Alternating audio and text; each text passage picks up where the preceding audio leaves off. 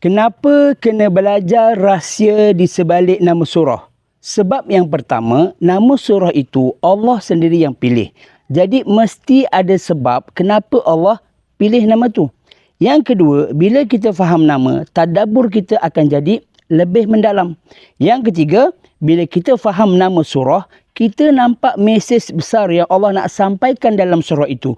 Dan kita boleh terus kaitkan dengan realiti hidup kita hari ini. Yang keempat, nama surah juga tunjukkan susunan Al-Quran bukan main letak je. Allah atur dengan teratur, ada corak, ada kesinambungan. Itu bukti Al-Quran diturunkan penuh dengan hikmah dan bukannya secara rawak. Dan yang kelima, bila kita faham nama surah, cinta kita pada Al-Quran semakin kuat dan erat. Semua ini akan kita bongkarkan dalam webinar rahsia di sebalik nama surah 2.0 bersama Ustaz Syahmi Sazril pada 25 September 2025. Imbas kod untuk pendaftaran.